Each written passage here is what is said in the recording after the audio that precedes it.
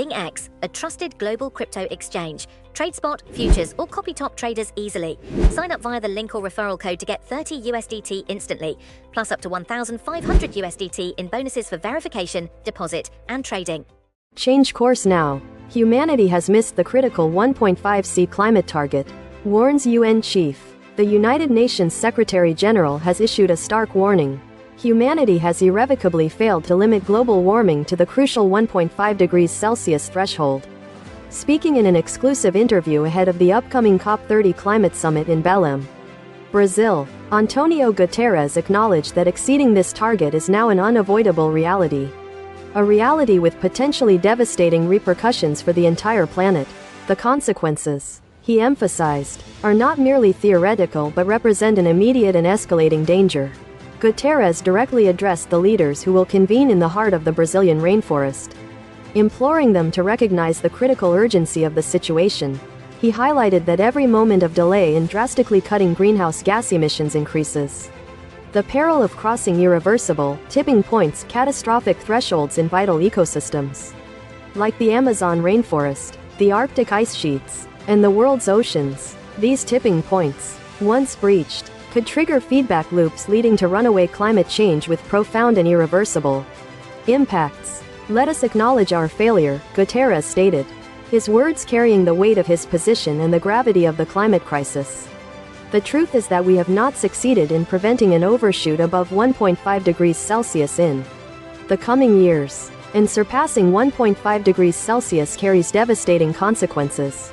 Some of these devastating consequences are tipping points. Whether in the Amazon, whether in Greenland, or Western Antarctica, or the coral reefs, the paramount objective for the COP30 summit, according to the UN chief, must be a fundamental shift in direction. It is absolutely indispensable to change course in order to ensure that the overshoot is as brief as possible and as low in intensity as possible to avoid tipping points like the Amazon, he urged. We do not want to see the Amazon become a savanna.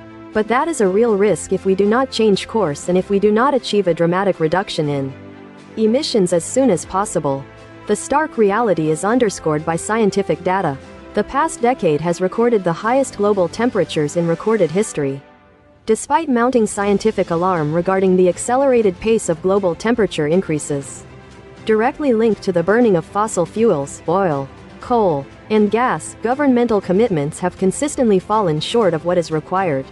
A concerning reality is that fewer than a third of the world's nations, a mere 62 out of 197, have submitted their updated climate action plans, known as Nationally Determined Contributions or NDCs. As mandated by the Paris Agreement, the United States, under a previous administration, withdrew from the process, while some nations, including Europe, have made promises but have yet to deliver on their commitments. China, the world's largest emitter, faces accusations of under-ambition in its pledges. The inadequacy of the NDCs submitted thus far paints a grim picture. From those NDCs received until now, there is an expectation of a reduction of emissions of 10%. We would need 60% to stay within 1.5°C, Guterres explained, so overshooting is now inevitable. However, Guterres refused to relinquish hope entirely. He suggested that while temporarily exceeding the 1.5°C target may be unavoidable, it might still be possible to steer temperatures back down towards the goal by the end of the century. This ambitious feat, he cautioned, would necessitate a radical and immediate change in direction, commencing at COP30 and extending far beyond. A significant call to action from the UN Secretary-General involved rebalancing representation at future climate conferences. He advocated for a greater presence and influence for civil society groups, particularly those representing indigenous communities, over corporate lobbyists. We all know what the lobbyists want, Guterres declared. It is to increase their profits, with the price being paid by humankind. The transition away from fossil fuels, he argued, is not just an environmental imperative but an economic one. The era of fossil fuels is demonstrably drawing to a close. We are witnessing a renewables revolution, and the transition will inevitably accelerate. There will be no way for humankind to utilize all the oil and gas already discovered, he stated. When questioned about whether he had discussed this critical issue with the Brazilian president, Luiz Inácio Lula da Silva, whose government has recently authorized oil exploration near the Amazon's mouth.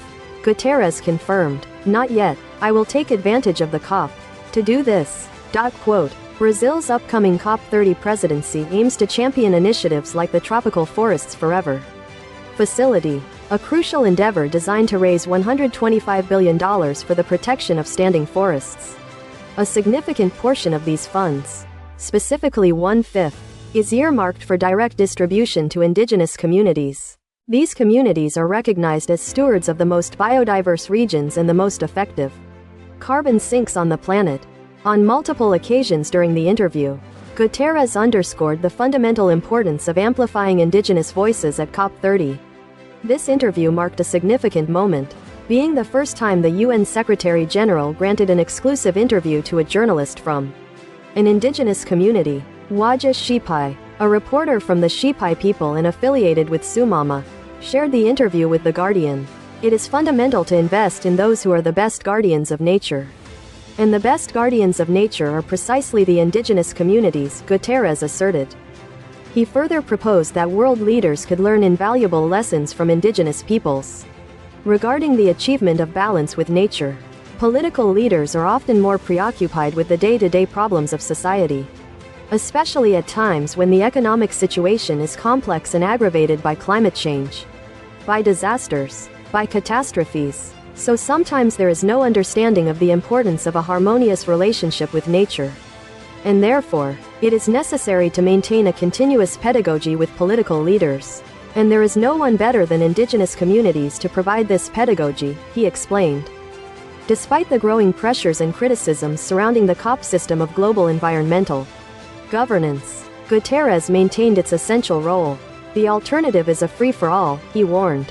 And we know what a free-for-all means. A free-for-all means that there will be a small privileged elite, people and companies that will be able to always protect themselves. Even as disasters spread, floods will spread, communities will be destroyed, but there will always be a group of rich people and rich companies that will be able to protect themselves as the planet is progressively destroyed.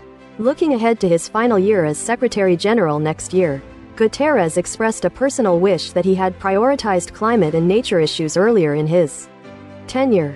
Nevertheless, he reaffirmed his unwavering commitment.